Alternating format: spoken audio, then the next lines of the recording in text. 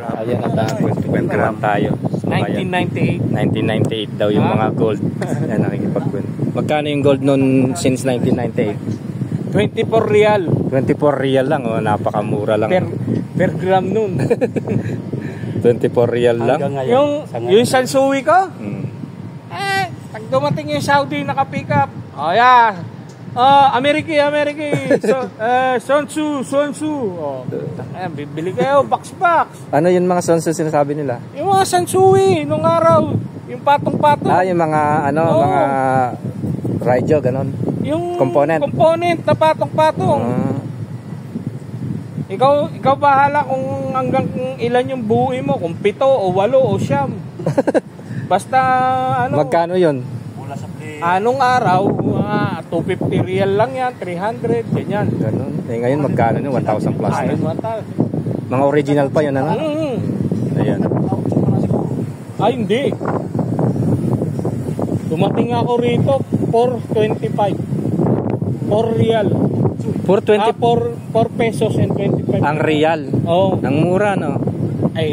Sa sweldo ko lang 1,200. 1,200. Malaki na 'yon. Nung araw. Anong year 'yon? Yung 1998 yan. 1998, 4.25 lang pala ang palitan. Kasi nag-year 2000, tumaas na yan, naging 27 real na. Yung ginto. Tapos ngayon 250 real na yan. 200, nasa 300 na nga. Laki with tax pa. Noon yung pa yung ngayon, yung tinapay na tamis, magkano 'yon? 1 real lang talaga. 1 real lang. Hindi nagbabago yan.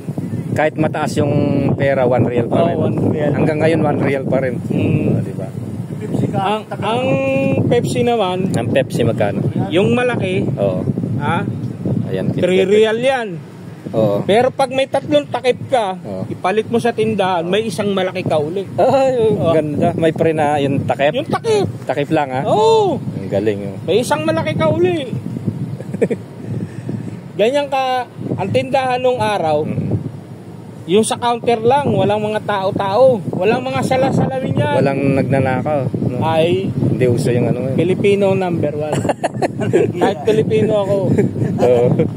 Kaya yung mga natututo rito ng kalokohan. Paano yung pagkuha nila ng ginto noon pag bumibili sila? Ganito mga. Pag magkasama mga kapangpangan. Grupo yan. Grupo yan. Kapampangan. Pag kumpulan yan, makikita mo, hindi naman sa pag-ano siyempre grupuan talaga rito. Nung araw. Pa grupong Kapampangan, grupong Bisaya, grupong Ayan, kukwento siya. Grupo-grupo talaga yan. Yung sasakyan noon, magkano? Tsaka yung gasolina? Ang gasolina, mas mahal pa ang tubig. Kasi ang tubig, 1 real na talaga yan. Ang gasolina nung araw, kung hindi ako nagkakamali, 42 halala. Tignan mo, 42 halala. Isang litro na yun. 1 litro na yun, mas mahal pa yung tubig. Yung gasol naman, yung gasol. May tutorial no? Gasol, nung dumating ako, kasi hindi naman sa kumpanya rito uso yung bibili ka ng personal May provide ang kumpanya ng malaking tangke sa mga kampo-kampo. Kaya hindi na uso yung mga maliliit ng araw. Ang mga maliliit ng araw ginagamit lang sa planta for heating ganyan. Pero ngayon ngayon wala na, pinapakargo na rin sa empleyado. Noon libre yan, mga halala. Basta yung kampo yung ganyan, may lutuan yan, may gasol yan. Dinatnan ko dito, 7 real lang ang yung gasol Noon siguro 7 real, 2005 yan. O 2008. In 11 ganyan, 9 ganyan. Noon kayo magkano? Sa pakiwari ko nung araw, mga panahon namin, siguro mga 6 lang yan. 6 real. 6 real. Kasi tsaka yung mga manok-manok nung araw. Wala kang mabibiling frozen dito. Lahat yan buhay. Bibilihan mo. Mga babalatan mo pa. Hindi, pag pituturo mo 45 days yun. 45 days. Alagan yan 5 real, 6 real, 7 real, pinakamahal. Bibili ka ng 2. Yung basuran, pati basuran bibitbitin ng Pilipino. Alam mo kung bakit? Nandun yung balon-balunan, yung paa, yung ulo. Hindi nakain nila. Ngayon, binibenta na. Oo nga. Dati, pinamimigay lang yan. Ang buhay niya nung kapanahon niya sa Saudi. Ano na daw sa 25 years. Tagal na. Tagal na si Kuya dito yan. Yung baka. Ayun bakang at saka yung mga ano. Ayun baka. Kasi dati, 25. 25. Oo, 25 real. Ngayon, ano na, mahal na yan. 25 real lang ng araw yan. Pati yung... Oo. Pati yung laman loob. Yung kasama kong Nueva Ecija, pag bumili niyan, kailangan na ng dalay na namin sa site yan. Sawa-sawa kayo ng bulalo nun, no? Hindi. Yung Nueva Ecija, mahilig yan, yung balat niyan. Pinakukuluan na yung may beans. Iluto nila, ang sarap. So, ano bang tawag yun? Yung tuwalya naman. Pinamimigay lang yung data ng tuwalya. Ay, wala kang basta lahat ng bilihan ng araw ng karne o lahat ng laman loob niyan, ulo man, paa, nasa basurahan yan.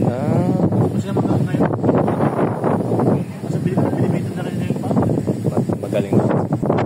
Pilipino rin kasi ang nagpasimula ng tingnan, ultimo pa ng manok, binibili na ngayon. Oo, sa Panda. 750.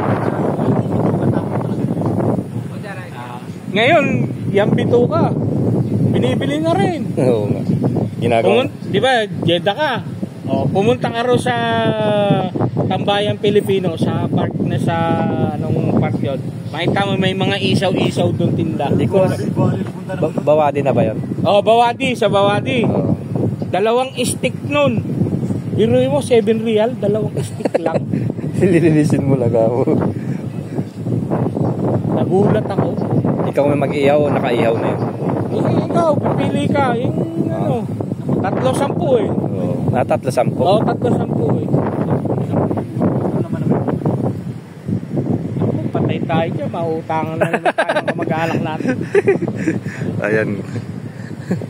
At nagkwento-kwentuhan lang kami dito guys para malibang. Ayan, ganyan ang kapag nagpapahinga kami. Ng Saudi. Nagpapahinga lang kami, maya trabaho na naman. Kaya ang kala nila, ayan, ang Saudi, porket Saudi ka, hindi ka naghihirap.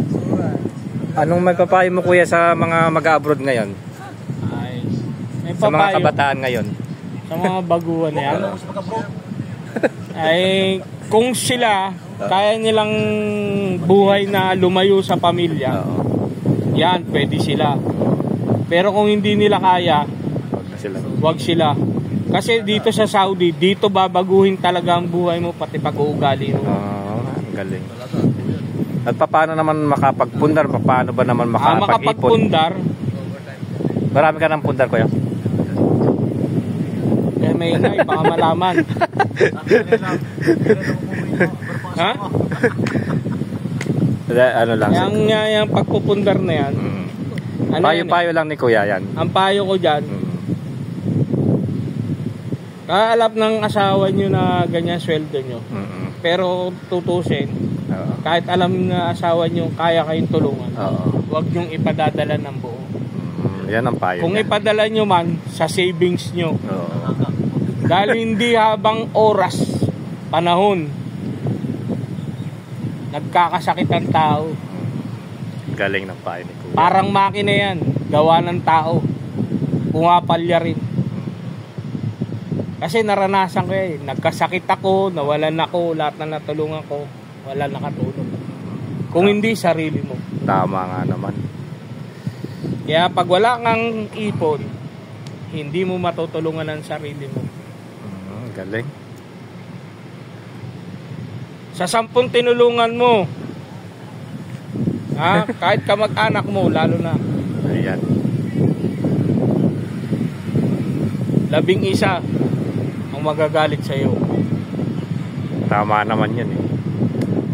Ano bang makukuha mo suporta sa kamag-anak o sa ibang tao? Sabi nila sa ibang tao. Sa ibang tao. Ano 'yon? Paano mo ano 'yon? Paano mo nakuha 'yon? Oo. Dahil dito sa Saudi, tayo mga Pilipino, tayo. Kaya nakuha natin sa mga kaibigan natin katulad nito ni kaibigan. Kaya nakuha natin 'yan dahil sa pakikisama natin bilang Pilipino. Diyan tayo magaling. Pakikisama. Pakikisama. Ngayon, yung pakisama mo yan, hindi mo kailangan yan. Balang araw, malalaman. Pero, kuya, totoo ba na sa ibang lahi naman, ano bang priority mo? Yung iba kasi, kapwa mo Pilipino nagsisira. Totoo ba yan? Totoo yan. Pakipaliwanag mo nga sa kanila para malo. Kasi, most of all, kaya nagkakasiraan. Oo.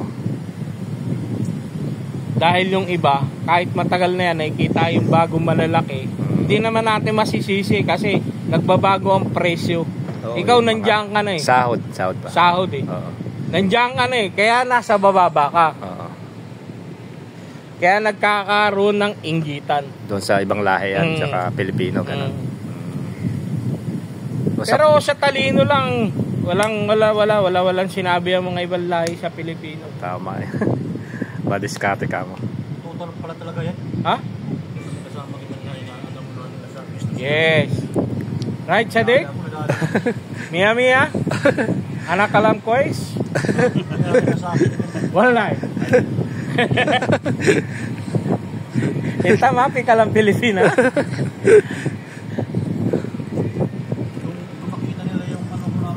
Pero sa kaibigan din, mas magandang pakisamahan din silang ibang lahi kasi sila hindi kapwa nating Pilipino, sila madali silang mautusan.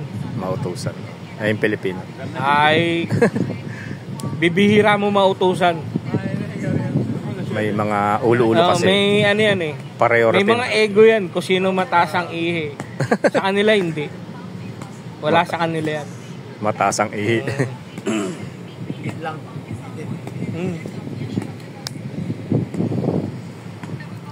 Bisyo naman, paano naman yun? Wala bang, paano sila makakaiwas doon? Paano ako sila... gusto ko nga umiiwas na sigarilyo, hindi ako makaiwas. Bakit? Ha? Ewan ko ba? Lalo na pag tension ka sa trabaho. Pero yung mga may bisyo rito, kailangan, ano ba may papayo natin dyan? Wala. Huwag ka na magbisyo, tumalong ka na lang sa building. Lubusin mo na. Joke lang yun. Nung araw may bisyo rin ako. Sa Pilipinas, kaya nga nadala ako ng Saudi. Bawal na rin ang sabong dito. Doon siguro nagsasabong. Hindi. Bis talaga na ano ko. Pero lahat dito talaga mababago buhay mo. Maghanap ka. Kasi ang ano rito yung batas. Oo, yung batas ng Saudi Arabia. Kasi nadala ko rito dati yung yung pag-inom-inom ko. Naranasan ko na malatigo. Latigo? Totoo kaya yun? Oo. /50. Amoy lang yun sa akin ha. Para pa na picturean. Ay, lalo pag nahulihan ka. Masama yun. Ay, ayan guys, at nagpayo-payo lang si Kuya at sana sa mga ka-OFW natin dyan na gusto mag-abroad, ito at sinare ko lamang ang usapin na ito. Ayan, maraming salamat sa panonood at sana nag-enjoy po kayo. Enjoy watching Pobreng Kapampangan.